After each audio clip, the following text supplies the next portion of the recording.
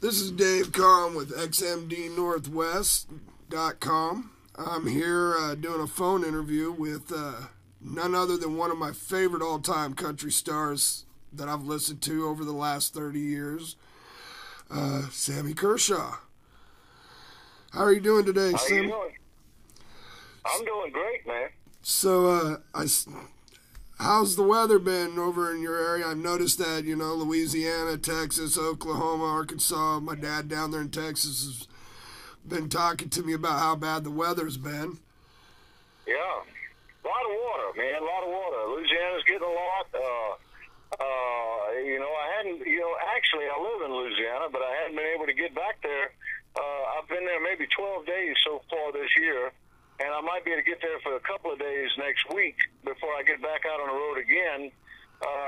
But today I'm in Nashville, and it is pouring down rain, and we've had some bad thunderstorms and knocked out the electricity for a little while last night and this morning early, and then our phones keep dropping out, our cell phones, so I guess a tower was hit with lightning somewhere, but other than that, man, we're doing okay. It's just a lot of water these days, and I'm glad because I got a lot of friends over in Texas who I know I feel bad for some of the folks who've lost a lot and lost their lives too, but I got a lot of friends there who were they were in a bad drought, and a lot of their reservoirs are now back up to 100%, and they've been in a bad drought for 4 to 5 years, so it's bad in some ways, but it's good in some other ways. You know what I mean? Yes, Just sir. like anything else in life, man. Good Yeah, comes with the bad. Yeah, it's definitely up here in the Northwest. This is the lowest snow levels that we've had in many years, and it's interesting to see the drought. Going back and forth, living in Texas and Washington. So I totally understand how the weather is being trippy about the way it's doing things. Well, so far, everywhere I've been this year, it's been pretty chilly, It's even chilly here in Nashville today. I'm still waiting on that global warming they keep talking about. I don't know where it's at. Right? So, this is your first album of new material in almost 5 years. Yeah. It's being released, I believe, this June 9th, isn't it? Yes, that's it, June 9th, man. I Won't Back Down. So, how did you come across the actual title track and naming this album? Well, the song is an old Tom Petty song called I Won't Back Down.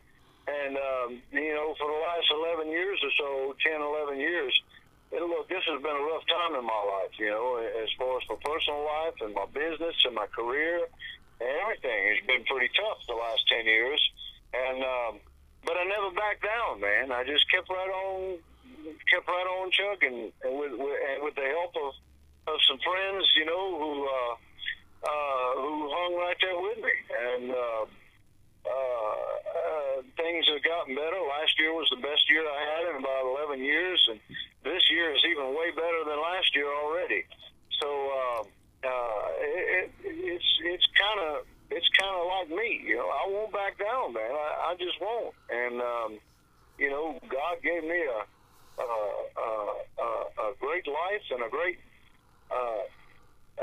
talent, and I know there's a lot of singers out there that are way better than me, but you know what? God gave me a chance to be able to live my lifelong dream, and I'm gonna do it until the day I die. I'm gonna roll the wheels off of it. Well, I find it kind of interesting that, you're coming out with a great title album, with the way that America is in such turmoil in our inner country, with the amount of assaults on officers and officers having to shoot people. It just seems like, right now our country's in a really big uproar like it was back in the 60s. And you coming out with such a powerful title is something amazing to me. Well, man, look, I'm into politics a whole lot, I watch real close what's going on, not just in the United States, but the whole world. I love politics. I've gotten into a couple of races before, you know, for lieutenant governor of Louisiana. But I don't want to be a politician. I want to be a public servant. And I think that's one of the biggest problems that we have now in our country. We don't have public servants anymore. We have politicians. And, you know, look, I've always thought, and this is just the way I think, and some people may think I'm full of shit, but I'm going to tell you like what I think. You know, every bill that is signed into law or voted on or written, you should be able to write that bill on 2 pages or 3 pages at the most, okay? Right. And I think every 15-year-old in the country should be able to read those 2 or 3 pages and say, yeah, I know what that means. But it's not that way, man. A lot of hidden agendas. The bills and laws are written where they're so complicated that the regular people can't understand them. They don't understand what they say, what those papers are saying. And the problem is that's all done by design, as far as I'm concerned. Because, I mean, think about it. When you don't understand something, you lose interest. Absolutely. And when you lose interest, you quit watching. And when you quit watching, that's when people get away with anything they want to get away with. Very well and said. That's the problem. Very, very well said. I agree with you 100%. So, 2015 looks like you're going to be doing pretty much a whole lot of touring to support this album. Yes. So, are there any certain cities that you're really anxious to get to? Man, every one of them. Man, I you know, it's like I said, I love what I do, and I don't think people really understand when I say that what I'm saying. I love what I do. I don't care where I play. It doesn't matter to me. You can rent a 1-acre island somewhere, and there's 2 people in the audience. I don't care. I love what I do. I'm lucky. God's been good to me, man. So you're a lot along the lines of like Willie Nelson. I mean, the man has just played pretty much anywhere on this earth. That's what I do, man. That's what I do. I'm not going to waste the gift that I've been given by God. I'm just not going to waste it. Like I said, I'm going to roll it till the wheels fall off, man. So, what are your favorite tracks that you're excited to be playing live on this album? Well, we hadn't started doing too much live yet. I want to wait to make sure that the album is available everywhere first, because I did that a few years ago, and the album wasn't out yet. And it kind of hurt because by the time the album did come out, people were kind of forgetting about the songs. So, but every once in a while, I'll do Take a Letter Maria on the show, the live shows, and it's kind of like Third Rate Romance. You know, it was a big old hit record in '69, and half the audience remembers the song, and the other half don't. Right. That's exactly what happened with Third Rate Romance. Half the audience remembered that song, and half the audience didn't, and that's why it became such a big old hit record. That's a good point. So, is there any like special guests that you have on here, or certain writers with you that have written on this album that you're just really ecstatic to be working with? Not really, man. You know, I'm the type of guy that I do not pick songs for the writer. When they send demo tapes to me and pitch songs to me, I always tell them to make sure that the writer, his name or her name, is not on that paper. I don't want to know who the writers are.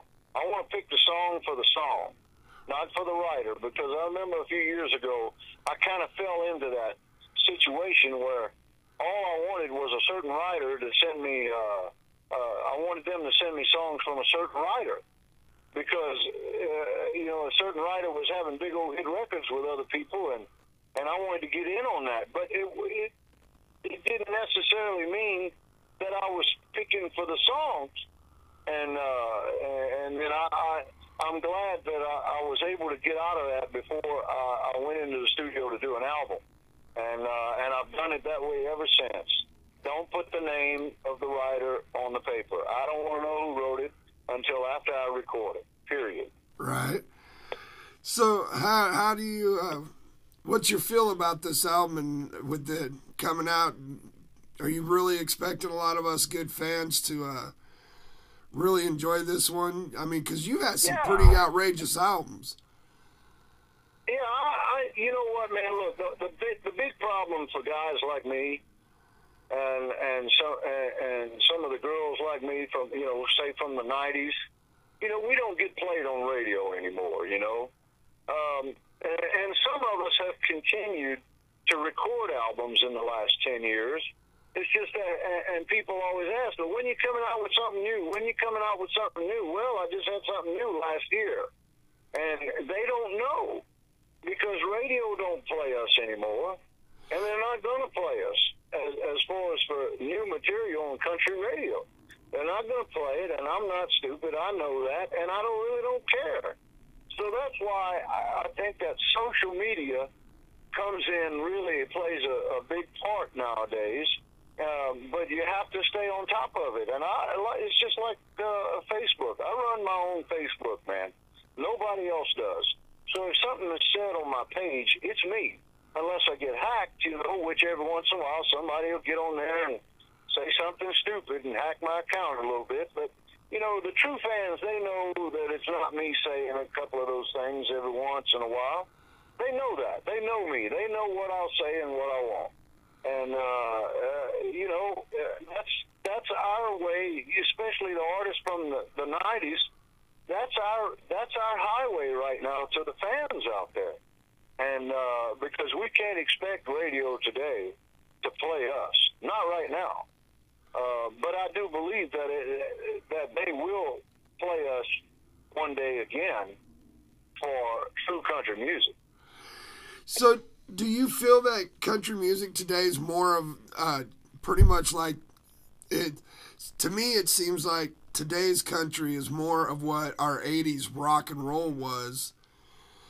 And yes. Now our heavy metal, you know, you're seeing a lot of our glam and heavy metal guys, now that they're up in their ages between the 50s and 60s, now they're all wanting to switch from singing heavy metal and going down to country. And to me, I feel that it's more rockified than it is country. Well, you know, I believe you're right. I know exactly what you're saying, man. I do. But you know, it's like I said, man. It's like I said. You can't knock success, okay? And those guys are having a lot of success at radio today. It's just not for me. I'm a country singer, and I'm gonna die a country singer. I'm not mad that radio won't play me. I'm not mad that these guys are having all this success. What I am is sad that country music is being thrown by the wayside. That's what I'm sad about. I'm not mad about anything. I'm just sad. And now they're tearing Music Row down in Nashville, you know, all these old buildings, the history, those three, you know, 16th, 17th, 18th Avenue, those three streets, for, I don't know, 10 blocks or whatever it is, they're tearing all that out and putting up condos and all that stuff. And, man, that's the history of country music. That's what people come to Nashville for. That's what they come to see. That's why I'm glad. You know, I'm from Louisiana, and I'm so glad that the city of New Orleans never let anyone mess with the French Quarter. That's what people come to Louisiana to see, the history of the French Quarter, man. Yeah, you know. And I guarantee, you know, that's funny that you bring that up because, you know, I've living in Texas through the 90s, and I've seen you live many, many times in Houston, Dallas, New Orleans. And even after the devastating Hurricane Katrina in 2005, I know that's one thing when I went out on tour with a couple of the heavy metal bands that I TM'd for, that we noticed, you know, a few of the bands were from New Orleans, and when we went back there, and how even after such a devastating hurricane, the city of New Orleans stayed that same, you know, original feel. That's right, man. That's, you know, that's what people come for. They want to feel that for a few days, you know? The French Quarter is what makes New Orleans. It really does. And I'm just so glad that, I mean, you can't do anything in the French Quarter. You can't even paint your door without going and getting the proper approval to do it, and the colors. And that's just the way, Nashville should have been preserved that way. Music Row down here. And there might be some people that get mad at me and talk about progress and progress and progress. Well, you know what? You can take your progress. How about 10 miles down the road and build your progress there and just leave that little 10 blocks, 3 roads, 10 blocks long, leave that alone. Preserve that, man. You know, let me tell you something. A long time ago, we used to have the Louisiana Hayride in Shreveport, Louisiana. I don't know if you ever heard of it or remember it. Yes, I've heard about it. It was just like the Grand Ole Opry, okay? We had Hank Williams and Elvis Presley and Farron Young and George Jones and all those people played the Louisiana Hayride. So, actually, music, country music capital of the world could have been in Shreveport, Louisiana. And I guarantee you that the legends who are not here anymore are really sad to be seeing what's going on in Music Row, Nashville, Tennessee. And I guarantee you they would be thinking we should have just made it in Shreveport. Because I guarantee you right now, Louisiana would have never let them tear down Music Row if it would have been in Shreveport, Louisiana. You can bet on it. It does seem like the more and more as this progress across the United States comes, with all the wars and everything that we have going on and the amount of people that we have coming into our country to have a better life, that we do seem to destroy our history and to make, space for a new beginning. But where do we draw the line and say, hey, these not just musically on these cities, some of these cities are some of the oldest cities around and need to be preserved. That's right, man. Listen, a lot of people probably ought to do a little bit of homework. And what is it? What is the landmass that's not occupied in the United States? Yeah. Is it about 90%, 91% not occupied? You got to point. Now, you can't tell me, nobody can tell me that they can't just move this stuff, even 3 miles away from a certain area of a city that made that city so what it is. Just move away from that part and preserve that. Man, it's history. It's our history. And, look, I haven't been in school for a long time, but, I hear a lot that, kids don't know much about our history anymore. No, they don't. Now everything's about putting our students on the computer to learn stuff, and they don't even really learn truly what the history of our country is about. No, it's a sad time, but sometimes things have to go through a change. It's just like Mother Earth, man. God, the Earth has to adjust herself every now and then. Last year and year before they predicted we were going to have more hurricanes than ever. Well, I don't think one of them really hit the United States last year. It's just Mother Earth has to adjust every now and then. And some people might get mad at me, but I don't believe in global warming, okay? I don't think it exists. It's the Earth has been doing that for so long now, and if you watch some of these documentaries, if one thing goes wrong, Earth is over. The planet Earth could not survive. If one little thing gets out of tilt, it's over. But that's not what God intended, man. God's running the show. I don't care what anybody has to say. God runs the show. So, is there going to be any chance of us getting to see you touring up here in the Pacific Northwest? Oh, yeah, man. Let's see. I think I was there in January or February. Hell, I can't remember. I've been gone so much on tour, I can't remember. But yeah, man, we come up there quite a bit. We come there every year, and I love coming there, man. Every once in a while, I get in those high altitudes, high elevations, and that gets to me a little bit.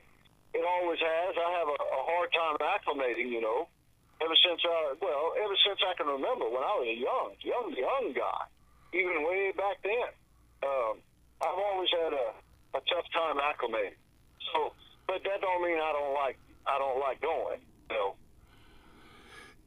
So what do you like about touring? Is it, so much?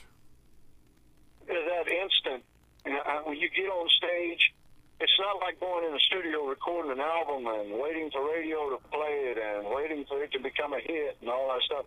It's instant, man. You walk out on that stage and there's what it's all about. That's what you worked so hard for and dreamed so big for. You get that instant thing, that instant,